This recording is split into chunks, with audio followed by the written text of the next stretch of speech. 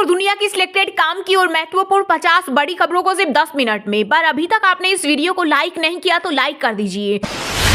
लोकसभा चुनाव से पहले राम मंदिर उद्घाटन के जरिए नोटंकी कर रही बीजेपी बंगाल की सीएम ममता बनर्जी ने राम मंदिर की प्राण प्रतिष्ठा समारोह को लेकर भाजपा पर बोला हमला। कहा, ईश्वर अल्लाह की कसम खाकर कहती हूँ, जब तक मैं जिंदा रहूंगी तब तक कभी हिंदू मुसलमान में भेदभाव नहीं करने दूंगी। कांग्रेस की 14 जनवरी से शुरू होने वाली भारत जोड़ो न्याय यात्रा को मणिपुर में अभी नहीं मिली मंजूरी। वरिष्ठ नेता केसी वेणुगोपाल बोले, मोदी सरकार इसका राजनीतिकरण न करे। यात्रा का मकसद देश भर में नफरत खत्म करना है। अयोध्या में रामलला की प्राण प्रतिष्ठा से सबसे पहले पीएम मोदी ने कैबिनेट में अपने मंत्रियों को बयानबाजी से बचने का दिया निर्देश। बोले, प्रभु श्री राम के प्राण प्रतिष्ठा कार्यक्रम को लेकर रहे सचेत। प्रधानमंत्री ने स्पष्ट तौर पर कहा, आस्था दिखाए मगर अग्रेशन नहीं। कश्मीर में टेम्परेचर शून्य से नीचे। मध्य प्रदेश, राजस्थान समेत देश के 19 राज्यों में कोहरे का अलर्ट। वहीं दिल्ली, एनसीआर, बनास, शिमला और नैनीताल 5.3 डिग्री तक पहुंचा तापमान। इसके अलावा एमपी के 9, पंजाब के 12 और हरियाणा के 13 शहरों में बारिश की संभावना। मौसम विभाग ने जारी किया अलर्ट। भारत ने यूक्रेन से खरीदी युद्धपोत इंजन की टेक्निक। अगर रूस यूक्रेन युद्ध लंबा चलता है तो इस खरीदारी से भारतीय नौसेना को होगा लाभ। पाकिस्तान और चीन के छुटेंगे पसीने। महाराष्ट्र में इंडिया गठबंधन का सीट बंटवारे का फॉर्मूला हुआ तय। संभावित फॉर्मूले के तहत कांग्रेस और शिवसेना 20-20 सीटों पर चुनाव लड़ने वाली है, जबकि एनसीपी को 6 सीटों पर चुनाव लड़ने का मौका मिलेगा। इसके अलावा वंचित बहुजन अखाड़ी 2 सीटों पर चुनाव लड़ेगी। यूपी में आ गया नया नियम। अब गाय भैंस रखने के लिए लेना होगा लाइसेंस। हर साल नवीनीकरण कराना भी होगा जरूरी। भारतीय तेज गेंदबाज मोहम्मद शमी का तीर लगा निशाने पर। राष्ट्रपति द्रौपदी मुर्मू ने अर्जुन अवार्ड से किया सम्मानित। विश्व कप 2023 में जमकर बरपाया था कहर। देश में 100 करोड़ रुपए से ज्यादा इनकम वालों की संख्या में हुआ 5 गुना इजाफा। एसबीआई ने अपनी एक रिसर्च रिपोर्ट में किया दावा। कहा, वित्त वर्ष 2013-14 में 100 करोड़ रुपए से ज्यादा आय वालों की संख्या केवल 23 थी, जो मोदी सरकार के 7 साल के कार्यकाल के दौरान बढ़कर 136 हो गई। राहुल गांधी की भारत जोड़ो न्याय यात्रा से देश का होगा मनोरंजन और कांग्रेस की होगी किरकिरी। भाजपा सांसद रविशंकर प्रसाद ने कसा तंज। कहा, राहुल गांधी अपनी यात्रा में कुछ भी बोल देते और देश उन्हें गंभीरता से नहीं लेता। डॉक्टर को अब कैपिटल लेटर में लिखना होगा पर्चा। उड़ीसा हाईकोर्ट ने राज्य के सभी डॉक्टरों और निजी अस्पतालों को दिया निर्देश। का जिगजैग राइटिंग बंद करें। अब से सभी प्रिस्क्रिप्शन, पोस्टमार्टम रिपोर्ट और मेडिको लीगल दस्तावेज हस्तलेखन या कैपिटल लेटर में लिखें। 7 समंदर पार भी गूंज रहा जय श्री राम। राम मंदिर प्राण प्रतिष्ठा से पहले अमेरिका के ह्यूस्टन में भक्तों ने निकाली कार रैली। का हिस्सा लगा मानो भगवान श्री राम आ गए हो। गणतंत्र दिवस पर सुरक्षा को लेकर दिल्ली पुलिस हुई अलर्ट। रेलवे स्टेशनों पर 23 से 26 जनवरी तक बंद रहेगी पार्सल सेवा। वहीं पैसेंजर अपने साथ सामान लेकर कर सकते हैं यात्रा। हमारे देश के प्रधानमंत्री के खिलाफ अगर कोई दूसरा देश बोलेगा तो हमें यह बर्दाश्त नहीं होगा। मालदीव विवाद पर पीएम मोदी को मिला एनसीपी प्रमुख शरद पवार का साथ। दरअसल पीएम मोदी के खिलाफ आपत्तिजनक टिप्पणी के मामले में इजराइल से लेकर बांग्लादेश तक के देशों ने भारत का समर्थन किया है।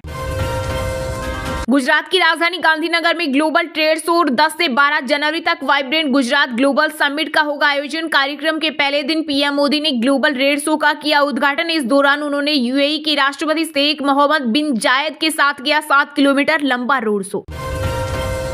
राम मंदिर में सोने के दरवाजे की पहली फोटो। 3 दिन में 13 और दरवाजे लगेंगे। 42 दरवाजों पर 100 केजी सोने की परत चढ़ाई गई। रामनगरी में टूटेगा सऊदी अरब का वर्ल्ड रिकॉर्ड। योगी सरकार अयोध्या में बना रही दुनिया की सबसे बड़ी solar powered street lights line. Bullet train project के लिए जमीन अधिग्रहण का काम हुआ पूरा। गुजरात महाराष्ट्र में प्रोजेक्ट के सिविल कॉन्ट्रैक्ट भी दिए। सूरत बिल्लीमोरा के बीच सबसे पहले चलेगी ट्रेन। जम्मू कश्मीर में आर्टिकल 370 हम नहीं, महाराजा हरि सिंह लाए। जम्मू कश्मीर के पूर्व सीएम फारूक अब्दुल्ला बोले, उन्हें डर था कि विभाजन के बाद कहीं पंजाब के लोग जम्मू कश्मीर ना आ जाएं। राम जन्मभूमि ट्रस्ट ने मंदिर का नया वीडियो किया जारी, जिसमें रात्रि के वक्त दिखी जन्मभूमि की भव्यता। प्रवेश मार्ग पर लगाई गई है हनुमान और जटायु की प्रतिमाएं। वहीं लखनऊ में 22 जनवरी को बंद रहेगी मांस की दुकानें। राम मंदिर में प्राण प्रतिष्ठा समारोह की वजह से मीट विक्रेता संघ ने लिया फैसला।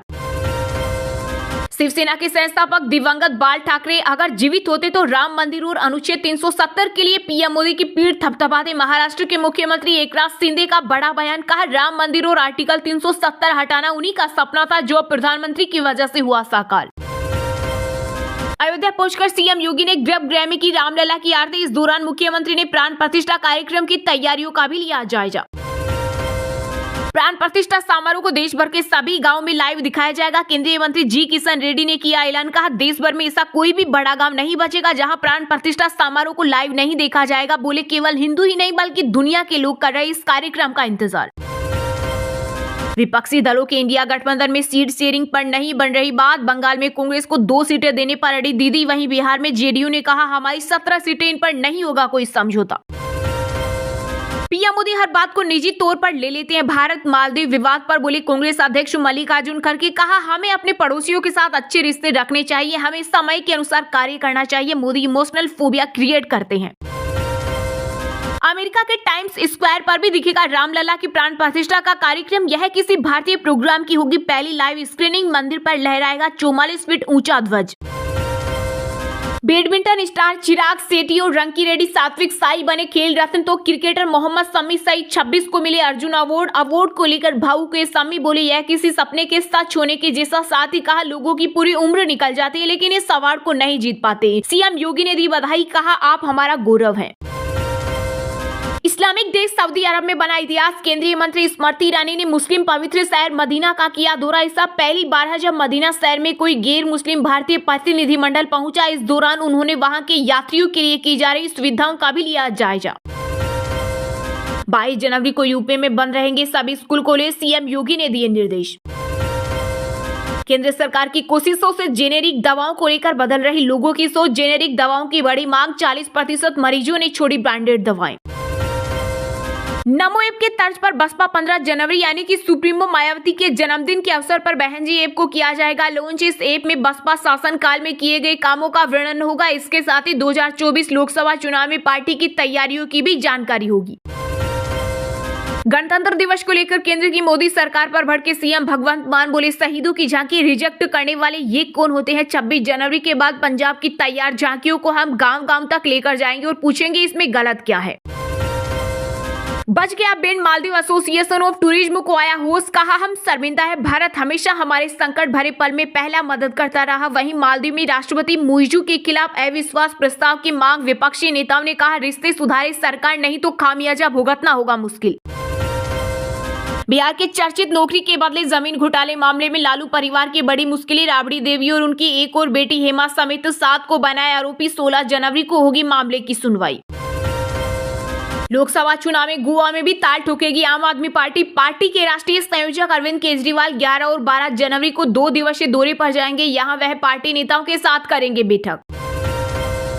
महाराष्ट्र सरकार के विधायकों की अयोग्यता पर सुप्रीम कोर्ट में आज होगा फैसला। एकनाथ शिंदे अयोग्य घोषित हुए तो जाएगा मुख्यमंत्री पद। वहीं डिप्टी सीएम फडणवीस बोले, हमारी ही सरकार रहेगी। बंगाल में ईडी की टीम पर हाल ही में हुए हमले के बाद केंद्रीय मंत्री सर्बानंद सोनोवाला ने कहा, पीएम मोदी की लीडरशिप में पूरा देश विकास की राह पर आगे बढ़ रहा है, लेकिन ममता सरकार के कारण बंगाल उल्टी दिशा में जा रहा। वहीं टीएमसी बोली, कानून व्यवस्था भाजपा शासित राज्यों से बेहतर। बिल्किस बानो पर होगी कंगना रनौत की फिल्म। 3 साल से कर रही रिसर्च। बॉलीवुड एक्ट्रेस बोली, मैं वह कहानी बनाना चाहती हूँ, मेरे पास इसकी स्क्रिप्ट तैयार है, मैंने उस पर 3 साल तक शोध किया। कानून सही है तो विपक्ष करे सहयोग। लोकसभा अध्यक्ष ओम बिरला बोले, कोई भी स्पीकर नहीं चाहेगा कि सदन के सदस्य निलंबित किए जाएं, लेकिन संसद की भी कुछ मर्यादा होती है, सदस्यों को इसका ध्यान रखना चाहिए। देश में बीते 24 घंटे में कोरोना के 475 नए मामले आए सामने। मुंबई में मिले नए वेरिएंट JN.1 के 19 मरीज। वहीं एक्टिव मामलों की संख्या 4000 के करीब। ईडी हमले के बाद भाजपा टीएमसी में तकरार। केंद्रीय मंत्री सोनेवाला बोले, बंगाल में जंगल राज, तो वहीं टीएमसी ने किया पलटवार। कहा, यहां कानून व्यवस्था भाजपा शासित राज्यों से बेहतर।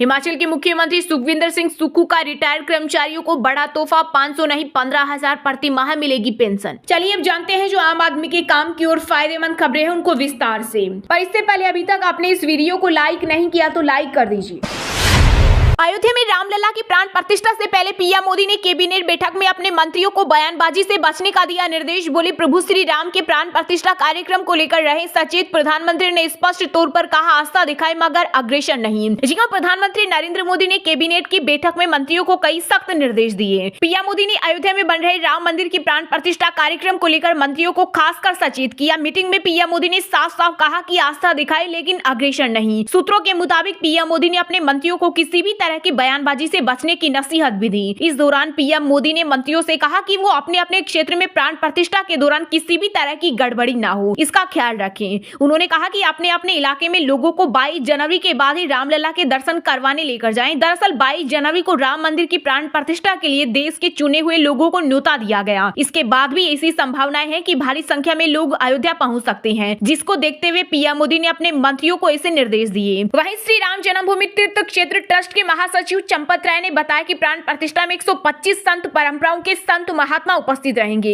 इसके अलावा 13 अखाड़ों तथा 6 सनातन दर्शन के धर्माचार्य भी प्राण प्रतिष्ठा में शिरकत करेंगे। देश के विभिन्न क्षेत्रों जैसे खेल, मनोरंजन, विज्ञान, न्याय और अन्य क्षेत्रों से 2500 लोगों को आमंत्रित किया जा रहा है। इसके लिए विशेष इंतजाम भी किए गए हैं। चंपत राय के मुताबिक 50 देशों से करीब 100 मेहमान भी अयोध्या पहुंचेंगे। वहीं देश के सभी राज्यों के अलावा रामलला की प्राण प्रतिष्ठा का प्रसारण विदेशों में विभिन्न भारतीय दूतावासों में भी किया जाएगा। अमेरिका के न्यूयॉर्क शहर में टाइम्स स्क्वायर पर 22 जनवरी को अयोध्या में होने वाले राम मंदिर के प्राण प्रतिष्ठा का सीधा प्रसारण होगा। इस ऐतिहासिक अवसर पर पीएम मोदी देश विदेश के सभी राम भक्तों को संबोधित करेंगे।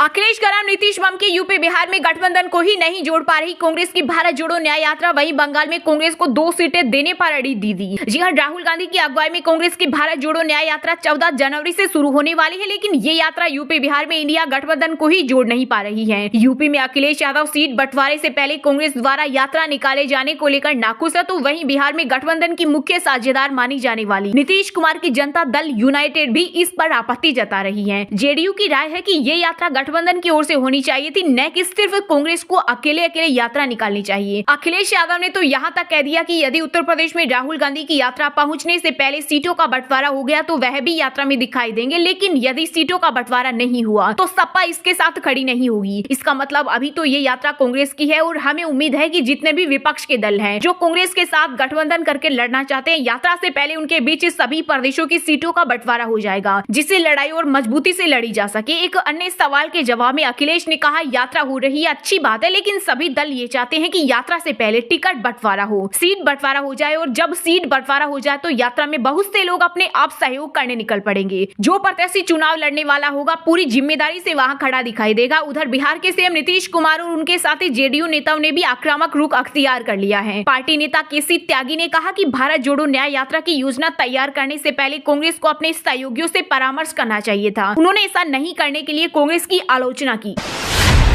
लोकसभा चुनाव से पहले राम मंदिर उद्घाटन के जरिए नोटंकी कर रही बीजेपी। बंगाल की सीएम ममता बनर्जी ने राम मंदिर की प्राण प्रतिष्ठा समारोह को लेकर भाजपा पर बोला हमला। कहा, ईश्वर अल्लाह की कसम खाकर कहती हूँ, जब तक मैं जिंदा रहूंगी तब तक कभी हिंदू मुसलमान में भेदभाव नहीं करने दूंगी। जी हां, राम मंदिर की प्राण प्रतिष्ठा समारोह का जिक्र कर पश्चिम बंगाल की मुख्यमंत्री ममता बनर्जी ने बीजेपी पर हमला बोला। बनर्जी ने कहा कि लोकसभा चुनाव से पहले राम मंदिर उद्घाटन के जरिए बीजेपी नोटंकी कर रही है। टीएमसी चीफ ममता बनर्जी ने राम मंदिर को लेकर कहा, मैं उस उत्सव पर विश्वास रखती हूं जो सभी को साथ लेकर चलता है। उन्होंने कहा, आपको जो करना है करिए। आप चुनाव से पहले नोटंकी कर रहे हैं, इससे मुझे कोई दिक्कत नहीं है, लेकिन दूसरे समुदाय के लोगों की अवहेलना करना सही नहीं है। ममता ने आगे कहा, मैं ईश्वर अल्लाह की कसम खाकर कहती हूँ कि जब तक मैं जिंदा रहूंगी तब तक कभी हिंदू मुसलमान में भेदभाव नहीं करने दूंगी। मैं लोगों को धार्मिक आधार पर बांटने में विश्वास नहीं रखती।